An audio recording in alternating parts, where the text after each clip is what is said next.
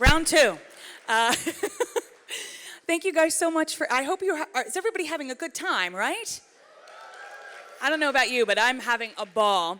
And I'm so excited to be back up on stage again. But I get to be joined by the one and only singer of Spaceship Earth's Tomorrow's Child, Sally Stevens. So let's give a round of applause. How are you, Sally? Are you excited you're here? I'm very excited that I'm here, and I thank you for inviting me, and I hope you're all having a wonderful time. I've enjoyed all this history and information about the parks that I never knew before, so it's been amazing. And you're a part of that history because many of us remember that song while we were riding Spaceship Earth, or for me, I listened to it on cassette tape because I never got to experience this particular version of the attraction. So why don't you tell me a little bit about your career in singing in general? You know, where did you start, and then how did it lead you to Disney?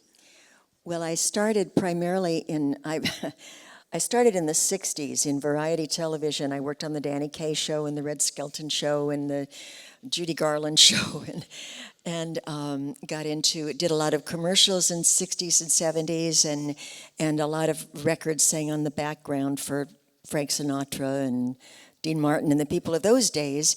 And I also did a lot of solo work for film scores, Dirty Harry and Clute, and films of the late 60s, early 70s.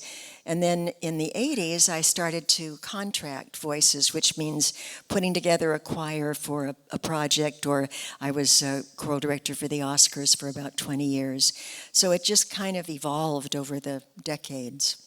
So you got a call saying we want you to sing in an attraction. Is this the first time you did that, or? No, in Hollywood we did a lot of music for the parades, and we did some for the permanent. We did a new music for Haunted House at one point, and for the permanent exhibitions. But there were a lot of live parades and stuff that went on there and here, and a lot of it was recorded in LA, and then much of it was recorded here too.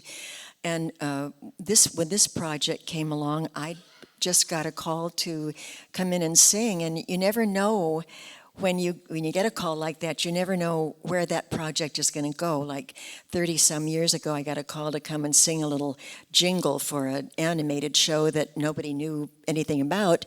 Turns out it was The Simpsons, and it's been on for 33 years now. That same main title playing. So I didn't realize when we did Tomorrow's Child just how important and how much a part of this whole experience it was to be. What was that recording session like? Because as we can hear, there's plenty of children on that recording. As I recall, and this was, 40 years ago, that's why I have to hold the lyric sheet up when we sing, by the way. I don't think the children recorded live when we did the solo. I think they were maybe brought in afterwards or overdubbed. We didn't record all at once, as I recall. What was it like to sing the song? Because I think a lot of us, it touches a special place in our heart. So you get first dibs on actually holding the music in your hand and singing it. So what did you think about when you read the lyrics? Well, I thought it was beautiful. I thought it was moving. I thought it was hopeful. Projecting the world forward and the population of the world forward, living safely and happily, we hope. And yeah. So I know, Tony, if you want to ring the bell, Tony Baxter has a story about how the song got its name. So go ahead, Tony. All right, we're good. Yes. Well, when I heard you were going to get this special performance, it rang a bell with me because out there in the Centaurium area, you'll actually see three little videos. One of the players in the group is me. Another one is a fellow by the name of Pete Stugart. And Pete and his pal Ron Ovadia were Imagineers at the time, working kind of in the model shop and doing everything. Pete did some directing on those shows. He was only like 24 years old at the time. And we were sitting there, as well as trying to figure out whether aliens were going to be the last scene in the show. I said, well, who would it be? I mean, everyone from the past is real concrete, even from the cave people to Michelangelo and so forth. They're concrete examples, but going forward, as John so beautifully and abstractly said, we don't know what the next community of man is going to be. And so we're sitting there, and I said, well, shouldn't it be each rider that's on this path through this ride, wouldn't they wish that their child would be the next person to take a role in this thing?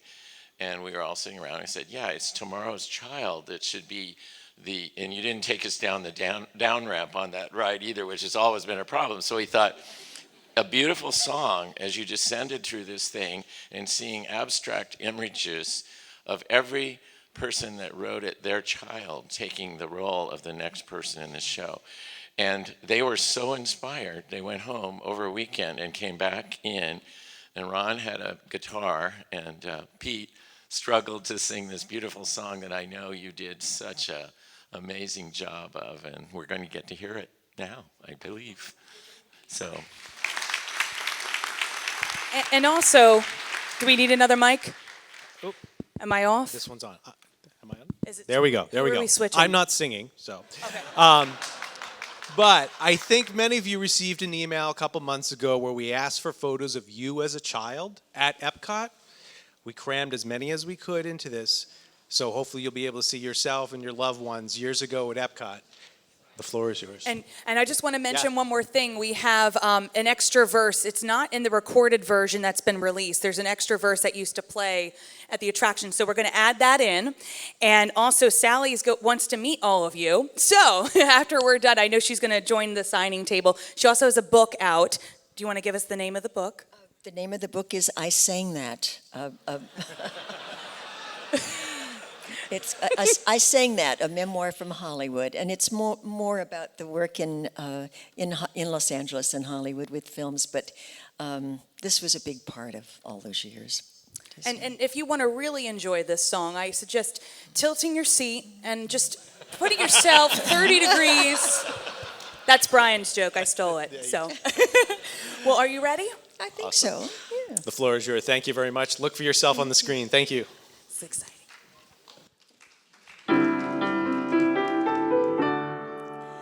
Tomorrow's child, gathering gifts from our past. Tomorrow's child, shaping a world that will last. Holding the spark as we embark on a great journey together. We're learning to reach for hope and desire, building a world to inspire. Tomorrow's child, building a brand new way, for the future world is born today. Born today. Tomorrow's child, lighting the path as we're going. Tomorrow's child, seeing that knowledge keeps growing. Searching through time, longing to find answers to guide us and dreams to unite us, reaching for hope and desire, building a world to inspire.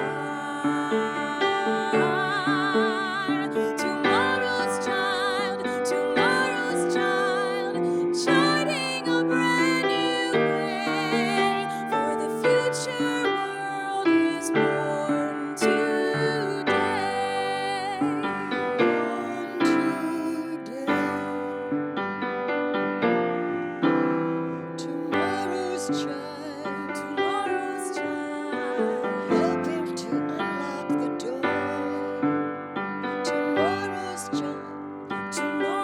child, showing us ways to explore, helping convey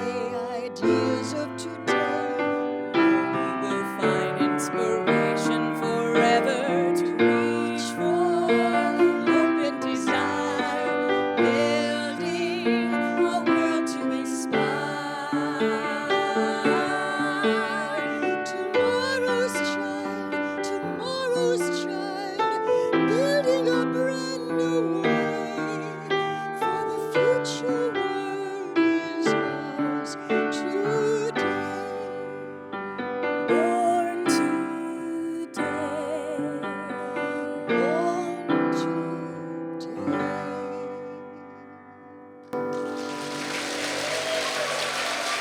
Give it up. No.